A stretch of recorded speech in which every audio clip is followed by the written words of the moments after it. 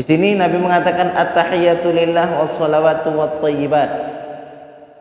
Ya, tahiyat, kata penghormatan hanyalah milik Allah, dan seluruh salawat dan thayyibah yang baik-baik itu milik Allah.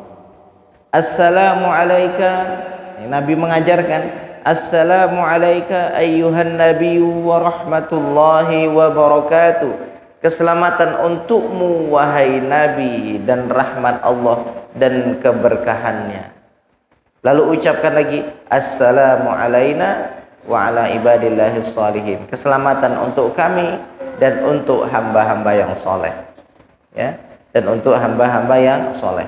Ini bacaan dari setiap orang sholat. Artinya apa? Orang kalau sedang sholat, dia sedang mengkhitab Tuhan, berbicara kepada Tuhan. Dari awal sholat lagi baca Fatihah, dia sedang berbicara dengan Tuhan. Jadi kalau ada orang yang ingin berbicara dengan Tuhan, berbicaralah saat ketika dalam kondisi sholat. Nah, di tahiyat akhir itu ada penghormatan kepada Allah. Orang yang sholat sedang mengucapkan kata tahiyat, kata penghormatan. Assalamu alayka ayyuhan nabi wa rahmatullahi wa barakatuh. Keselamatan untukmu wahai Nabi, dan rahmat Allah dan keberkahan Allah Subhanahu wa taala. Jadi Allah ini peristiwanya peristiwa Isra wal Mi'raj. Ketika Nabi Muhammad ketemu sama Allah, Nabi Muhammad mengatakan at-tahiyatul mubarakatus salawatut thayyibatu lillah. Penghormatan, salawat thayyibah untuk Allah. Jadi Nabi memberikan kata penghormatan untuk siapa? Untuk Allah. Lalu Allah membalas assalamu alayka ayyuhan nabi. Keselamatan untukmu wahai Nabi, dan rahmat Allah dan berkah dari Allah. Jadi Nabi memberikan kata tahiyat penghormatan kepada Allah, lalu Allah memberikan salam kepada Nabi. Jadi Allah dari Nabi memberikan tahiyat kepada Allah, lalu Allah memberikan salam kepada Nabi. Jadi pemilik salam Allah memberikan seutuhnya salam kepada Nabi. Jadi salam Allah itu dikasih semua ke Nabi, utuh untuk Nabi Muhammad SAW. Lalu Nabi Muhammad SAW bersabda, assalamu alayna wa ala ibadillahis salihin. Keselamatan untuk kami dan untuk hamba-hamba yang soleh. Jadi dapat kita doa berkah Nabi. Makanya kalau ditanya, kita ini sebenarnya tidak lain, tidak bukan kecuali percikan dari barokahnya Nabi. Baik dari sisi salam, keselamatan, atau dari yang lain, pertolongan Allah yang lain. Jadi kita ini dari Allah, melalui pintu Nabi, baru kita dapat dari situ. Sampai dikatakan kalian itu tidak bisa dapat rezeki kecuali rezeki itu datang melalui pintu tangannya Nabi. Orang kalau pertama kali nyebut begini, oh itu salah itu. Saya tidak pernah dengar selama seumur hidup. Kok ada istilahnya apa? Kita dapat rezeki melalui pintu Nabi, itu salah. Karena kita tidak pernah dengar itu kan? Pernah dengar gitu? Kita selama ini dapat rezeki melalui pintu Nabi, dari tangan Nabi. Pernah merasakan begitu? Tidak pernah merasakan begitu. Kenapa saat kita katakan malaikat Israel yang mencabut nyawa kita percaya, tapi saat kita katakan bahwa rezeki itu datang melalui tangan Nabi tidak percaya? Ini kan makhluk nih Israel yang nyebut nyawa Allah, betul, tapi melalui siapa? Antara Israel.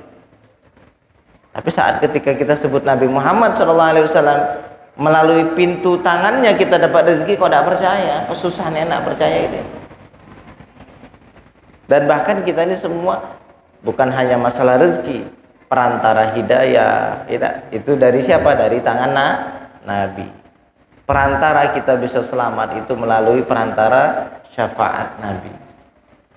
Makanya dikatakan assalamu alayna wa ala ibadillahis salihin. Keselamatan untuk kami dan untuk hamba-hamba yang soleh. Setiap sholat kita didoakan Nabi. Jadi Syekh Yusri pernah ngomong begini, kita ini pas lagi sholat rasakan betul bahwa kita itu sedang berkhitab secara langsung, berbicara langsung kepada Nabi, berbincang sama Nabi secara langsung dalam sholat itu Pak, langsung. Jadi kita ini untuk apa kita merasa sedih?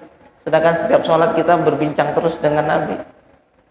Ya, assalamualaikum ayuhan nabi wa rahmatullah. Keselamatan untukmu wahai Nabi dan rahmat Allah. Nabi menjawab, assalamu alayna wa ala ibad. Keselamatan untuk kami dan untuk hamba-hamba yang soleh. Kita pun dapat doa dari Nabi. Makanya betapa pentingnya kita tuh ngerti minimal bacaan apa yang ada di dalam sholat itu, Pak.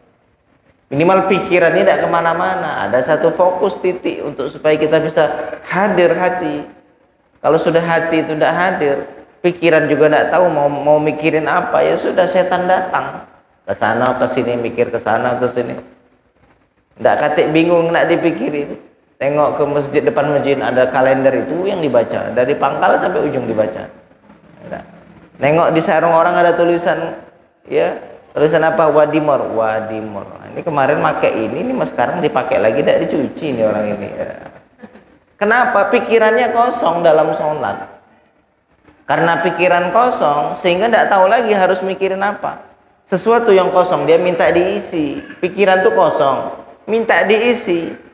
Sehingga kalau tidak kuat kita mengisi dengan zikir, tidak kuat mengisi dengan makna-makna sholat, tidak kuat kita menghadirkan arti di dalam bacaan yang kita baca dalam sholat, ya sudah, dia minta diisi. Apa saja diisi nanti? Was-was syaitan, ngomong begini, terisi, terpikir.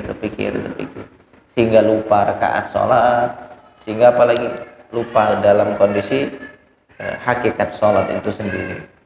Ya. Penting kita menghadirkan akal, pikiran, hati kita, dan menghadirkan rasa ta'zim, rasa malu kepada Allah Subhanahu wa ta'ala.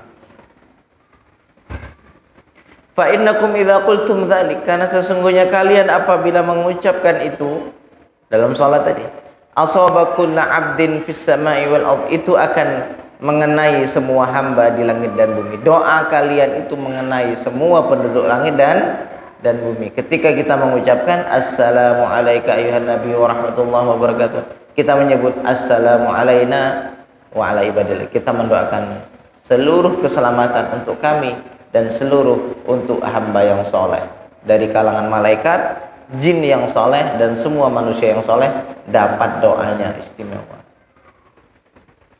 Wa fi riwayatin fa innakum idza qultumuha asabat kullu 'abdin lillahi salihan fis sama'i wal ard asyhadu an la ilaha illallah wa asyhadu anna muhammadan 'abduhu wa rasuluh. Istimalus salati ala nabi sallallahu alaihi wasallam. Salat itu mengandung salawat kepada Nabi. Apa keistimewaan salat? Karena di dalam salat ada salawat. Jadi kalau melihat dari tulisan Sayyid Muhammad ini, seolah-olah salat itu menjadi mulia karena ada salawat, Pak. Luar biasa ya tak? Melihat dari apa yang beliau tulis, bahwa sejatinya salat itu menjadi sangat barokah. Salat itu menjadi wasilah untuk pendekatan kepada Allah, karena di dalam salat ada solawat. Beda salat, solawat. Ya. Karena bagian dari rukun. Kalau orang salat tidak baca solawat, batal salatnya. Ya. Kapan kita baca solawat? Di tahiyat akhir. Ya, bagian dari rukun salat ada solawat. Ketika kita membaca solawat Jibril, solawat Ibrahimiyah.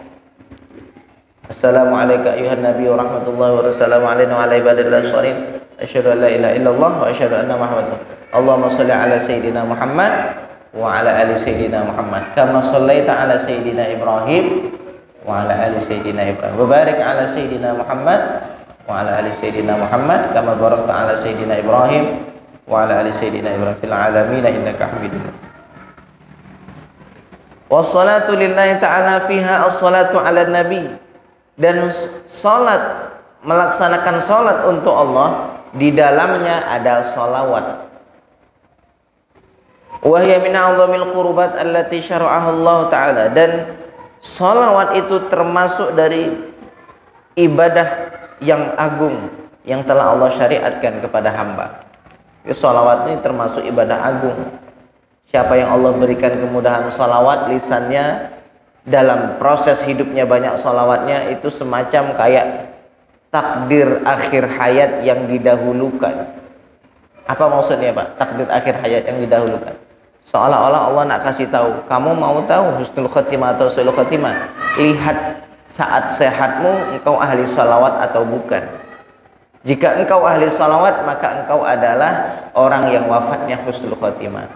Jika engkau berat untuk bersalawat kepada Nabi, maka bisa saja kamu termasuk orang yang ditakdir sebagai orang yang su'ul khotimah. Pengen kita punya kaca di akhir hayat nanti. Sekarang kan belum ada gambaran ya Pak. Kita sekarang beriman kalau akhir hayatnya su'ul khotimah, tidak ada arti iman kita semua. Nilai ibadah kita, kebaikan kita nol kalau tidak punya iman. Jadi harapan setiap orang beriman satu, yang penting matinya beriman saja dulu. Kenapa? Karena orang yang mati beriman pasti mencicipi yang namanya indahnya surga. Tapi kalau sudah tidak beriman, maka tidak ada harapan apapun. Maka harapan kita, ya Allah, minta husnul khotimah, husnul khotimah. Nah, kita pengen tahu bagaimana cap husnul khotimah yang ada dalam diri kita, tinggal ahli salawat atau bukan. Kok suruh ngamalin salawat berat? Maka bisa menjadi tanda, belum menjadi tanda engkau akan husnul khotimah. Ya. Agung salawat ini, agung. Qala Allah Ta'ala, Allah Subhanahu wa taala berfirman, Innallaha wa malaikatahu yusalluna 'alan nabi ya ayyuhalladzina amanu sallu 'alaihi wa sallimu taslima. Sesungguhnya Allah dan malaikatnya bersalawat kepada Nabi, wahai orang-orang yang beriman, bersalawatlah kalian dan berikan salam kepadanya. Khusus Al-Qur'an Allah menjelaskan perintah untuk bersalawat kepada Nabi Muhammad SAW. Salat Allah suruh, tapi Allah tidak salat ya. Puasa Allah suruh kita puasa, tapi Allah tidak puasa. Zakat Allah suruh kita zakat, tapi Allah tidak zakat ya. Tapi sholawat Allah suruh kita sholawat, Allah dulu yang sholawat kepada Nabi. Malaikat juga. Artinya apa? Ketika Allah katakan Allah dan malaikatnya bersalawat kepada Nabi, jadi siapa yang bersalawat kepada Nabi, ahli salawat kepada Nabi, seperti derajat makomnya makom malaikah. Sesungguhnya Allah dan malaikatnya.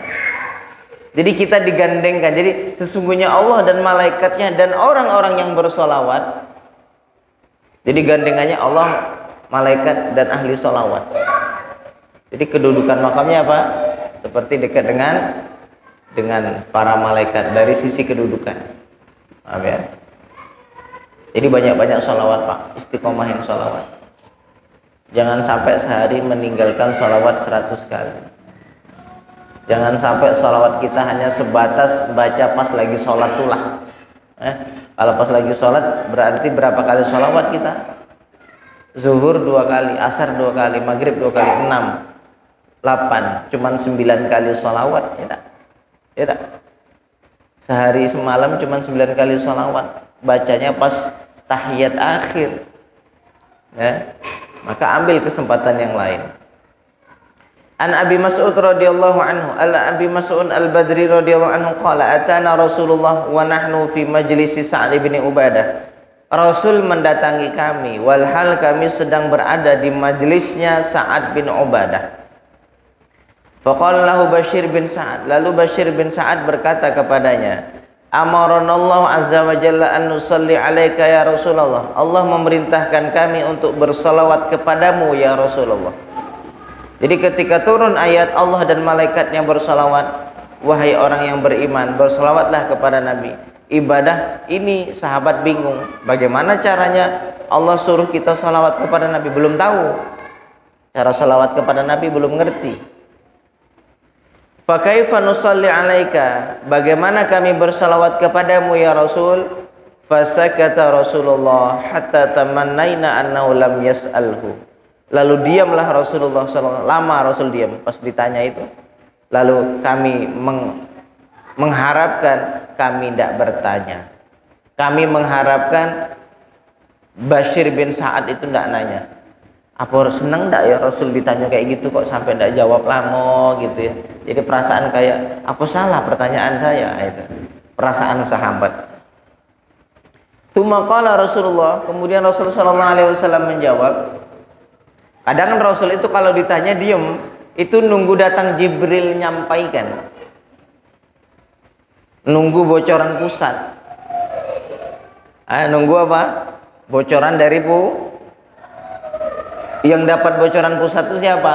Nabi Muhammad. Nah, itu yang punya bocoran pusat itu cuma Nabi Muhammad sallallahu alaihi wasallam. Kalau kita tidak tahu.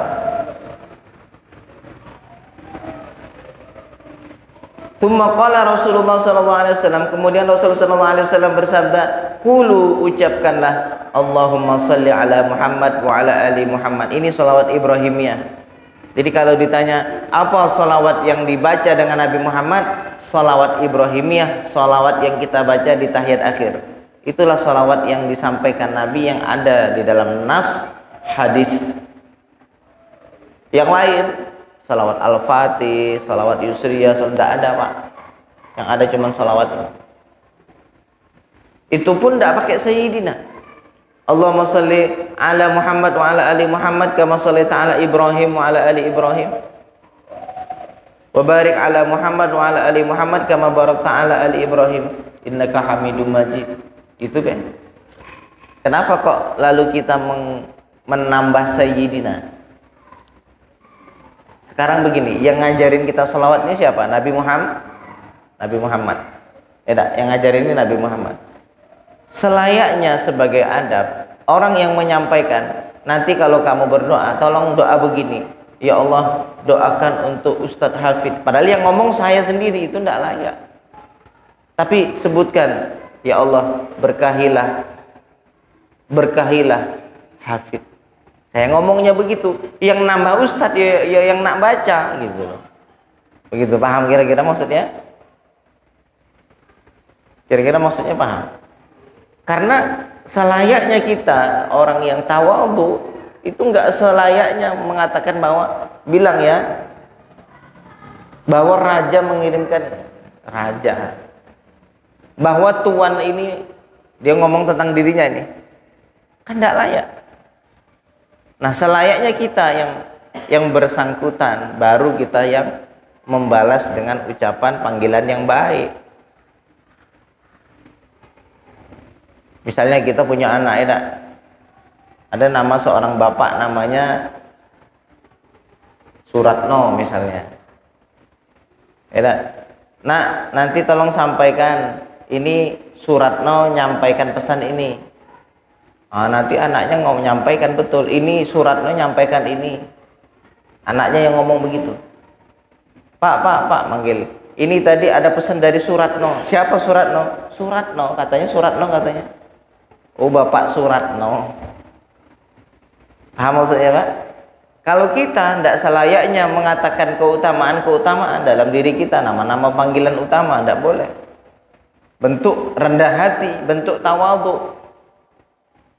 Tapi orang yang bersangkutan, yang dituju ya beliau beradab lah, tidak mungkin gara-gara bapaknya ngomong Suratno lalu anaknya pun manggilnya Suratno. Ya manggilnya bapak. Ketika Nabi Muhammad katakan, ayo kalau nak sholawat Allahumma sholli ala Muhammad. Lantas apakah kita layak mengatakan Allahumma sholli ala Muhammad? Gara-gara Nabi Muhammad ngomong begitu lalu kita ikuti, sehingga kita membuang bagaimana etika dan adab kepada Rasulullah Sallallahu Alaihi Wasallam. Jadi kalau saya Yusri itu sering bilang al-fakir Yusri, ya al-fakir yang fakir, yang butuh kepada Allah, yang miskin, yang fakir Yusri. Ketika beliau ngomong Yusri, apakah lalu saya saat ketika manggil beliau Yusri sini, ngomong ke Syekh Yusri. Pantas tidak begitu Pak kira-kira? Kita ngomong bapak dengan panggilan nama saja kita tidak pantas. Bagaimana memanggil Nabi? Manggil Muhammad gitu?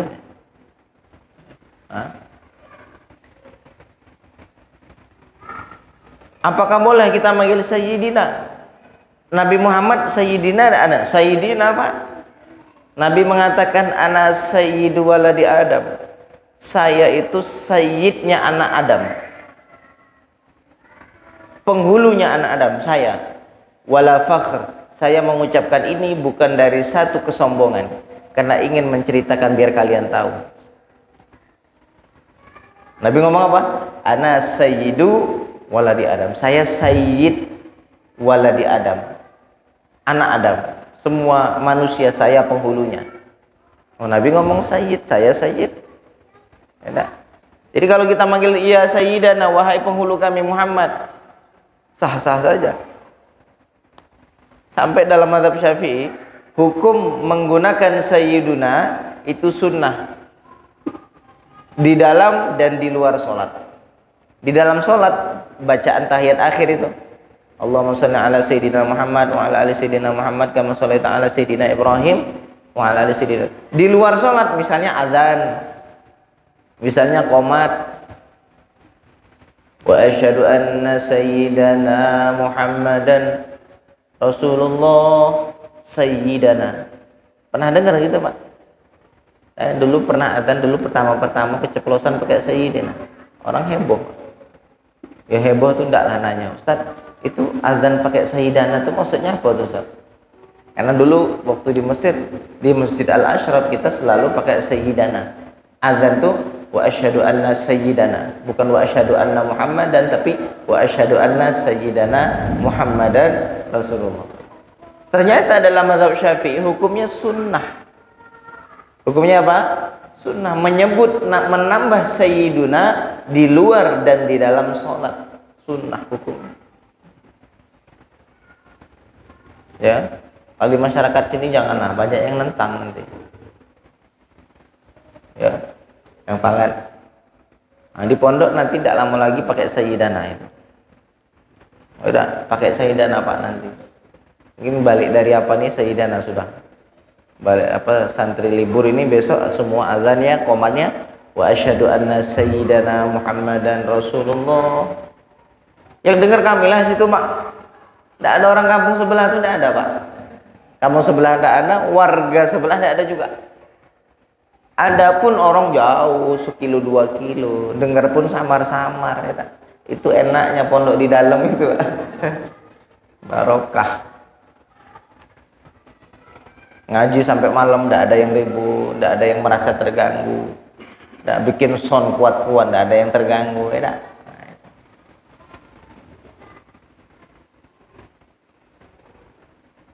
Wassalamu kama qad alimtum, dan salam adalah sesuatu yang sudah kalian tahu, ya. Assalamu alayka ayyuhan nabi wa rahmatullahi, itu salam. Assalamu alayka ayyuhan nabi wa rahmatullahi wa barakatuh, itu salam, ya. Tapi kalau salawat, Allahumma shalli ala sayyidina Muhammad, Allahumma shalli ala Muhammad sayyidina Muhammad wa ala ali sayyidina Muhammad kama shallaita ala Ibrahim wa ala ali Ibrahim, dan seterusnya.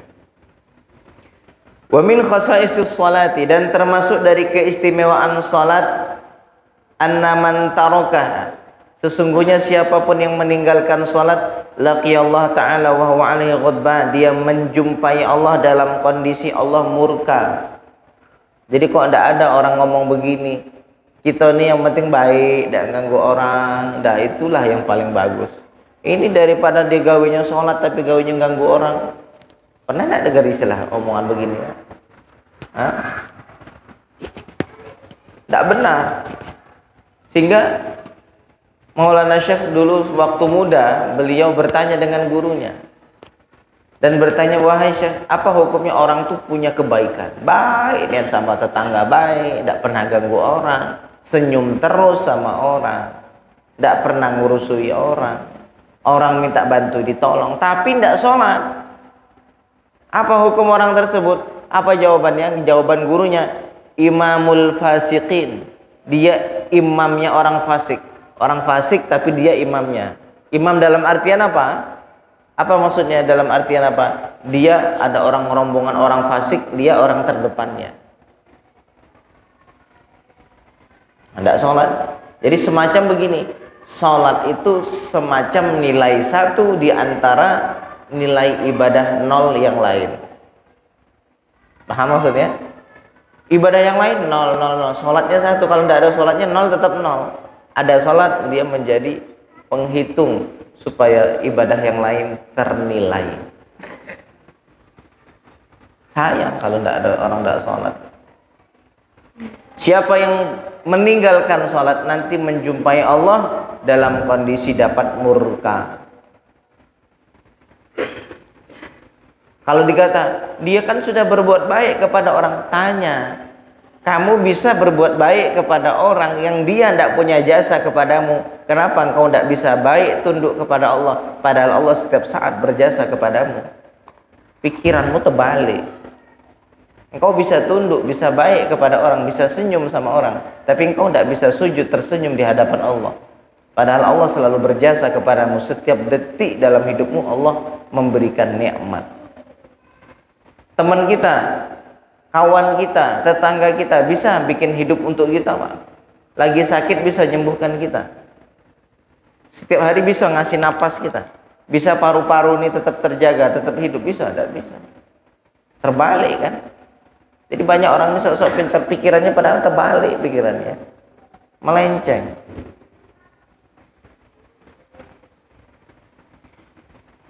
Ani bin Abbas radhiyallahu anhu qala lamma qama basari ay dhahaba basaru. Abdullah bin Abbas radhiyallahu anhu berkata, tak kala hilang pandanganku, mataku buta. Qila dikatakan nudawika wa tad'u as-salata ayyaman.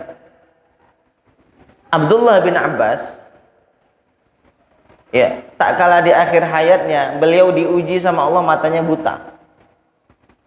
Matanya buta. Lalu ada mungkin dokter lah yang ngomong gini, aku mau ngobatin, bisa engkau ini sembuh, penyakitmu ini pernah saya tangani, bisa sembuh, mau enggak? Tapi syaratnya pas masa perobatan nanti engkau enggak bisa sholat, kamu enggak bisa wudhu, enggak boleh sujud dan lain-lain. Nah, maksudnya berobatlah sebentar, nanti engkau tinggalkan sholat beberapa hari, habis itu sholat lagi. Nah, itu kata siapa? Kata orang tersebut. Buta ini, Pak. Qala la, jawaban Ibnu Abbas, tidak sama sekali. La atrukus sholata abadan, saya tidak akan pernah mau meninggalkan sholat walaupun harus buta sampai mati. Walaupun nyembuhkan seminggu, tidak sholat seminggu, tidak mau, walaupun seminggu. Tidak mau niat. Walaupun buta tidak apa-apa lah, buta tidak usah berobat, tidak apa-apa. Buta sampai mati tidak apa-apa, yang penting saya sholat. Kalau kita tidak, buta tidak apa, tidak, kadang kan cuma masalah pekerjaan loh, rela. Loh, ini masalah buta. Buta ini perkara mata, ini termasuk yang penting bagi kehidupan kita, ya tak?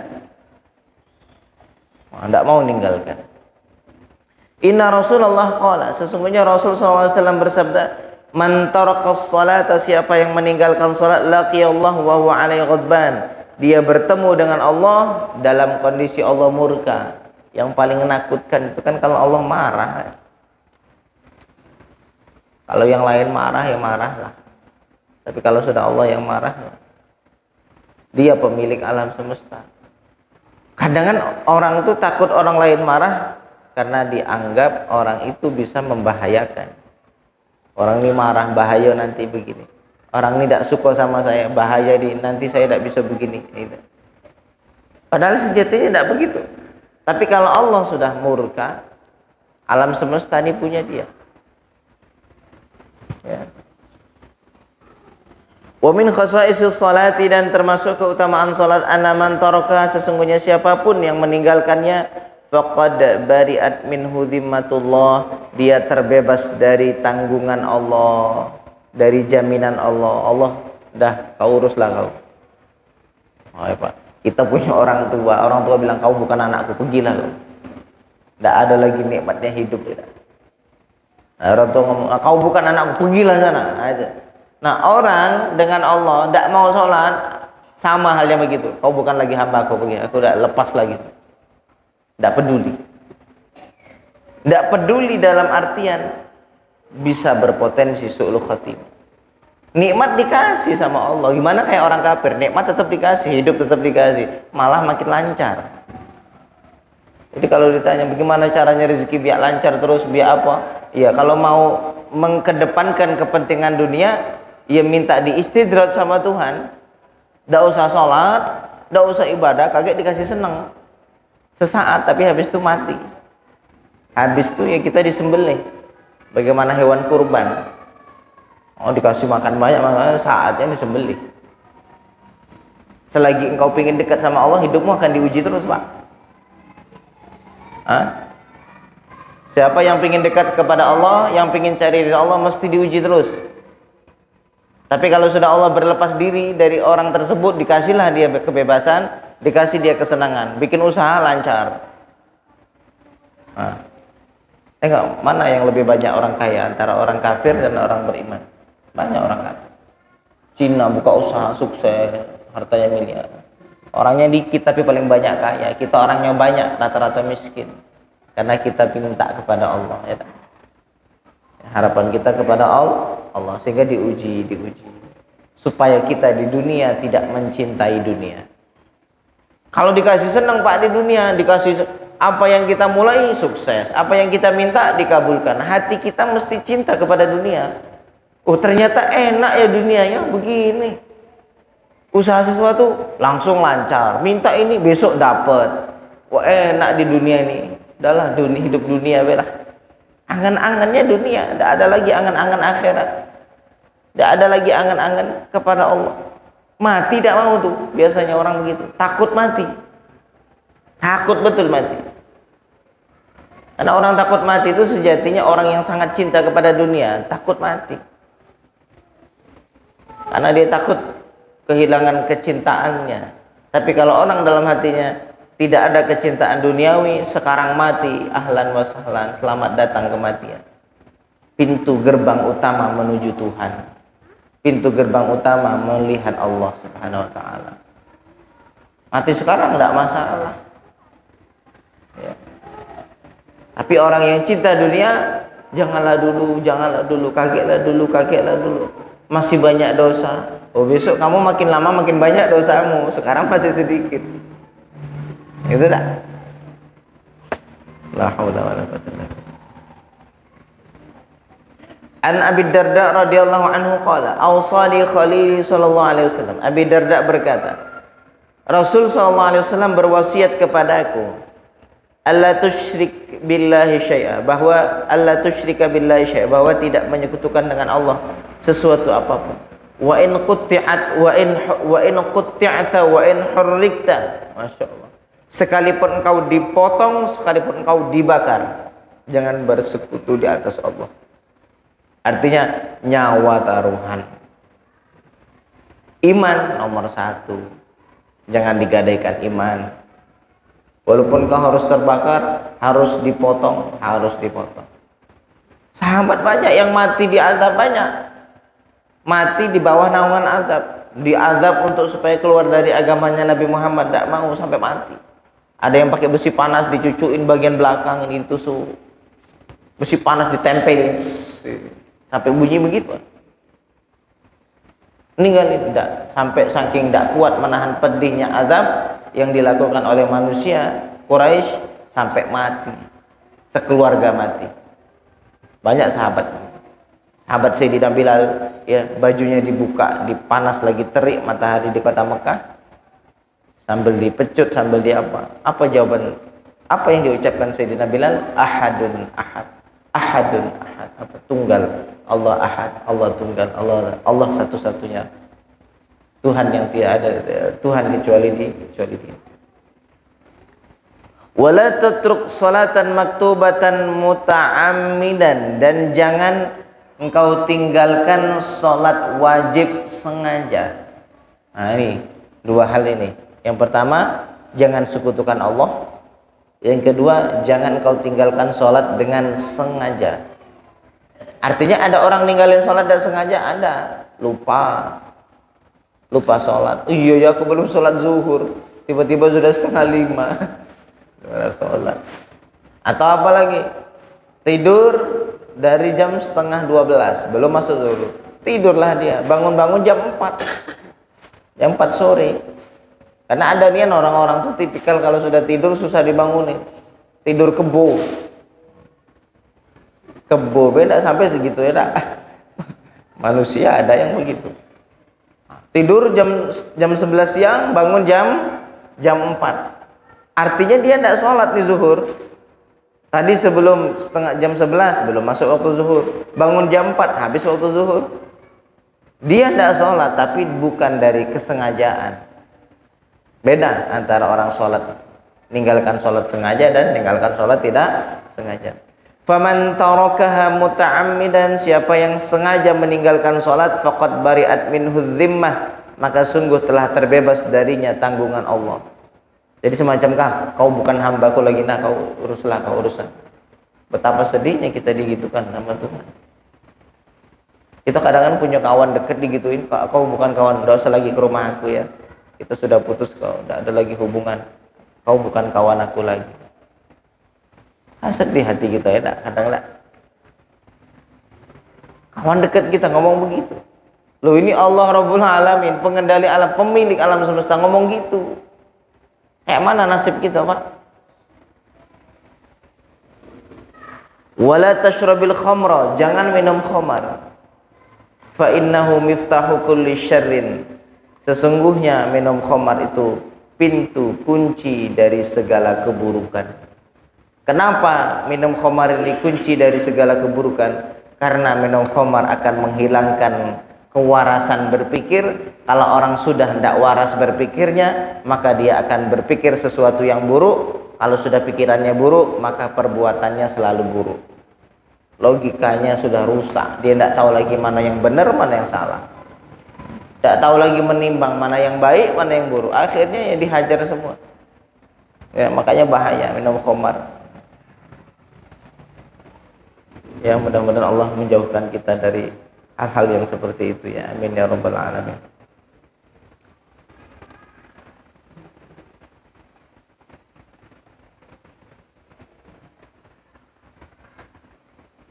Wa an Mu'adz bin Jabal radhiyallahu anhu qala, diriwayatkan dari Mu'adz bin Jabal radhiyallahu anhu qala, berkata, ata Rasulullah sallallahu alaihi wasallam rajulun, seseorang datang kepada Rasul, faqala, lalu orang tersebut bertanya, ya Rasulullah, wahai Rasulullah, alimni amalan idza ana amiltu dakhaltul jannah, ajari diriku satu amalan, apabila saya lakukan saya masuk surga. Mau, ini bisa juga untuk amalan kita semua, Pak. Ini berlaku dari sahabat sampai kita ini yang dengar sekarang ini.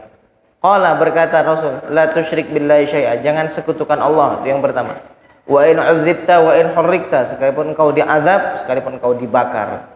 Yang pertama, apa? Jangan sekutukan Allah. Yang kedua, ati' walidaika wa in akhrajaka min malik, patuhi kedua orang tuamu sekalipun dia mengeluarkanmu dari hartamu. Apa maksudnya jual tuh?